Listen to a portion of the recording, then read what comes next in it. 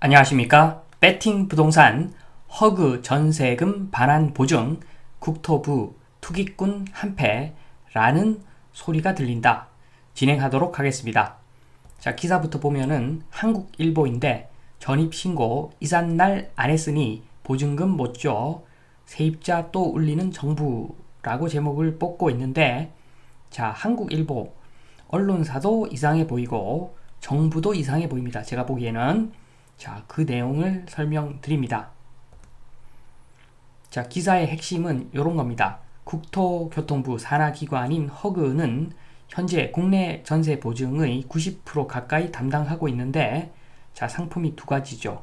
하나는 전세금 반환 보증 상품이고 다른 하나는 전세금 안심 대출 보증 상품인데, 오늘은 그 전세금 안심 대출 보증 상품에 대한 이야기를 합니다.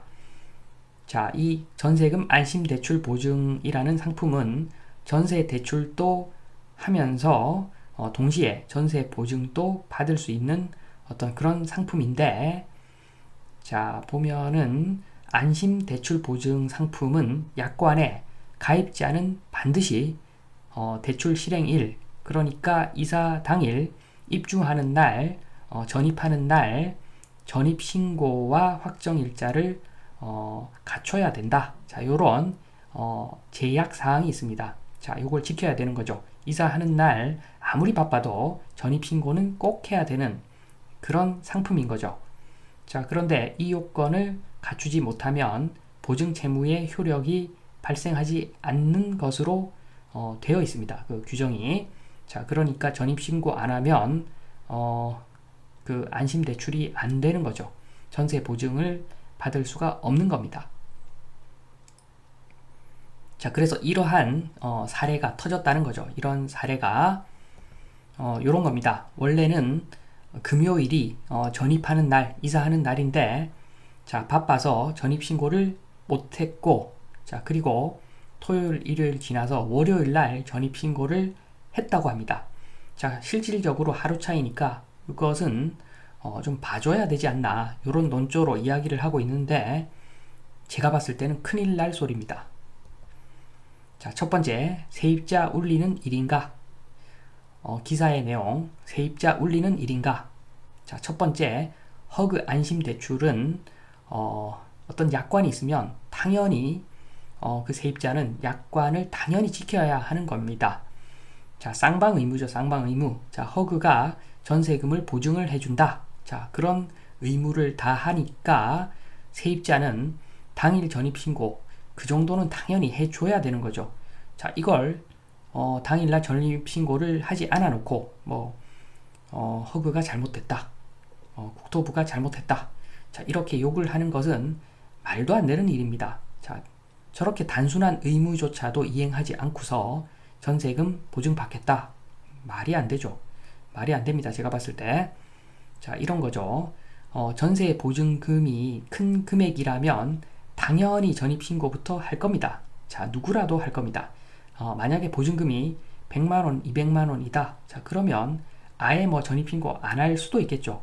자, 그런데 지금 보면은 2억, 3억 이렇게 올라가죠. 최소한 억대인데 전세 보증금이.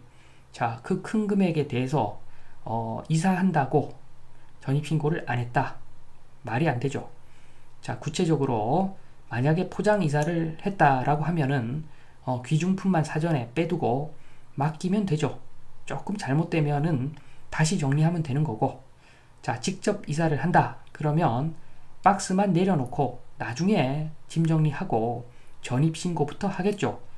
전세 보증금이 큰 금액이라면. 자, 그런데 이걸 안 했다, 전입신고를 안 했다. 자, 이것은 어떻게 보면은, 나쁘게 보면은 세입자랑 임대인이랑 한패다. 자, 이렇게 볼 수도 있습니다. 자, 그 부분 이야기를 드립니다.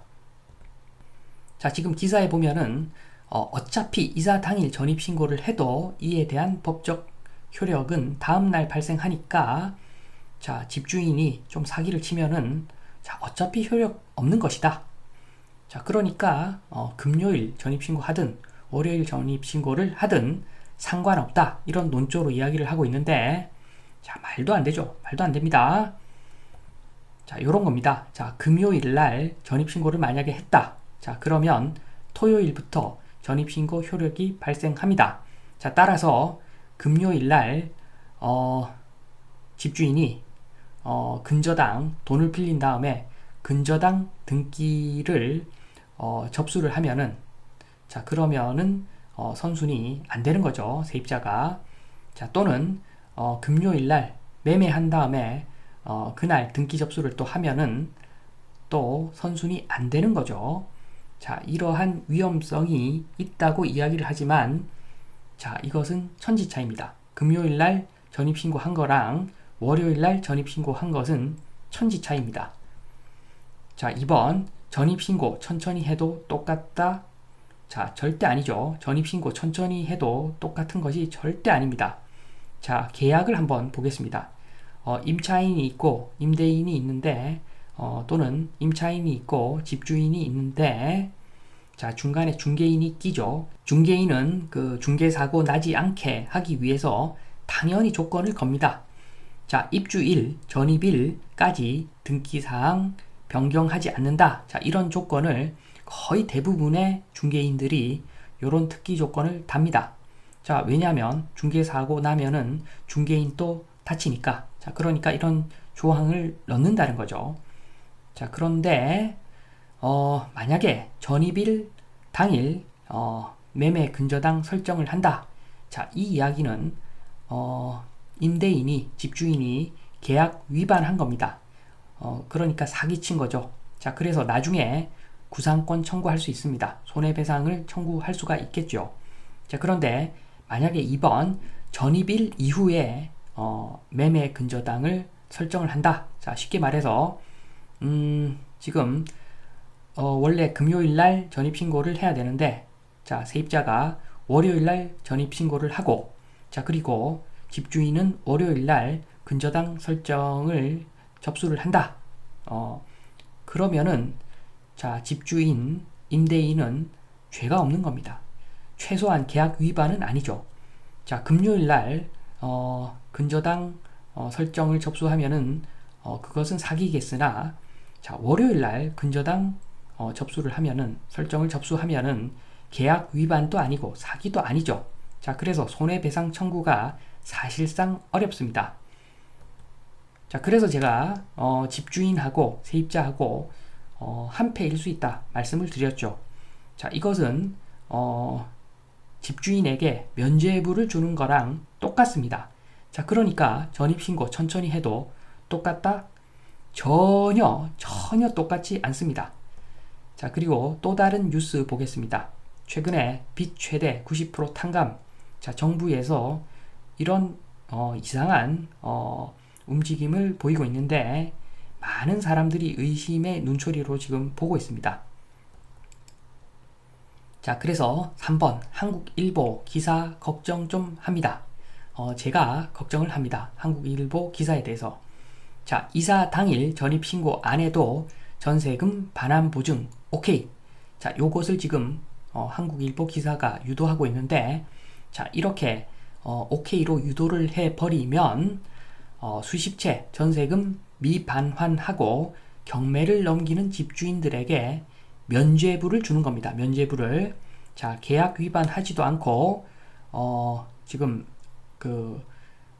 팔아야 될 집을 경매를 통해서 팔아버리는 찬스를 주게 되는 어떤 그러한 면죄부를 주는 행동이겠죠. 자, 그래서 세입자하고 집주인이 작당을 하면은, 여러 건 작당을 하면은 아마 국가 재정이 바닥날 겁니다. 자, 세입자는 피해가 없겠죠. 허그에서 보증을 해주니까. 그리고 집주인은 돈 들고 튀는 거고, 합법적으로 돈 들고 튀는 거죠. 면죄부를 줬으니까. 자, 그러면은 세금만 투입되는 결과인데 국가 재정이 바닥 나겠죠, 당연히. 자, 그러면 선량한 국민 대다수가 그만큼 많은 세금을 내야 되는 것이고, 자, 결론적으로 한국일보 기사의 내용은 결론적으로 세금으로 투기꾼 배를 불리는 결과를 유도하고 있는 그런 기사입니다. 자, 여기서 근본적인 문제 한번 보겠습니다. 자, 이건 국가에 대한 문제 제기인데, 자, 4번 전세금 반환 보증이란. 자, 만약에 매매가가 3억인데 전세가가 2.9억이다. 자, 그러면 이러한 물건에 전세금 2.9억을 주고서 전세에 들어가서 살 사람이 우리나라에 몇 명이나 되겠습니까? 아마 거의 없을 겁니다. 자, 매매가 3억인데 전세가 2.9억에 계약을 하는 것은, 자, 허그가 전세금 반환 보증을 서주기 때문에 이런 물건에 전세로 들어가는 것이겠죠. 자, 허그 전세금 반환 보증이 없다면 매매가가 3억이면 대략적으로 월세 한 70만 원 뭐 이런 식으로 그 월세 계약을 맺을 겁니다. 전세가 2.9억이면 대출금리 4%만 잡아도, 자, 지금 보면은 한 달에 96만 원 이자를 내야 되는데, 자, 이것보다 월세 70만 원이 낫죠. 임차인 입장에서는. 자, 그리고 임대인 입장에서도 정상적인 임대인이라면 지금 대출금리가 4%인 것이지, 자, 예금했을 때 금리는 3% 정도 되니까 월세 70만 원 받아도 뭐 임대인도 큰 불만이 없을 겁니다. 자, 그래서 당연히 월세 계약이 이루어져야 되는데 매매가에 근접하는 전세 계약이 이루어지는 이유는 허그 때문이죠. 허그의 전세금 반환 보증 때문이라고 봅니다. 자, 그래서 이것을 조금 나쁘게 보면은 3번이죠. 3번. 갭 투기꾼 경매로 안전하게 빠져나가게 해주는 그러한 제도가 전세금 반환 보증 제도라고 저는 그렇게 생각합니다. 저는. 그리고 그 비용은 그 상당한 금액이 빵꾸 날 것이고, 자, 그만큼 세금으로 충당해야 되는 어떤 그런 제도, 전세금 반환 보증 제도가 나쁘게 보면은 이렇게 볼 수 있는 겁니다. 충분히 볼 여지가 있습니다. 지금 아마 지금 전세금 반환 보증 이거 빵꾸 난 금액 꽤 될 겁니다. 자, 그거 다 세금으로 막아야 되는 겁니다. 자, 그리고 갭 투기꾼은 경매하면서 빠이빠이 안전하게 빠져나가고, 자, 이게 무슨 개 같은 경우입니까? 자, 그래서 국가, 언론 다 지금 의심스럽다고 제가 합리적인 어떤 그런 의심에 대한 근거를 지금 말씀드린 겁니다. 자, 5번 마무리 하겠습니다. 마무리. 자, 정부, 정치권, 국토부 한패라는 어떤 소리 안 들으려면은, 자, 1번 꼭 해야 됩니다. 1번. 자, 2건 이상 경매로 주택 소유 탈출한 그 집주인들에 대한 백서부터 만들어서 공개를 해야 됩니다. 자, 이 백서에는 보증보험금 투입비, 자, 그러니까 세금 투입비에 대한 환수 내역을 표기를 해야 됩니다. 자, 그것을 포함한 지금 주택 소유 탈출한 사람들에 대한 백서를 만들어서, 자, 세금이 얼마가 빵꾸가 났고, 자, 그것 때문에 우리 국민 세금을 얼마나 더 거두어야 되는 일이 발생했다. 자, 이런 백서를 만들어야지, 자, 그래야지 좀 진정성이 보입니다. 자, 만약에 이런 백서를 만들지 않는다면, 자, 만들어서 공개하지 않는다면 한패라는 소리를 듣는 것은 합리적인 의심의 결과라고 보여집니다. 자, 그래서 자, 제발 자, 허그 전세금 반환 보증, 자, 나쁘게 보면은 정말 나쁜 어떤 그런 제도로 보여질 수가 있는데, 자, 물론 허그 전세금 반환 보증 긍정적인 측면도 있겠죠.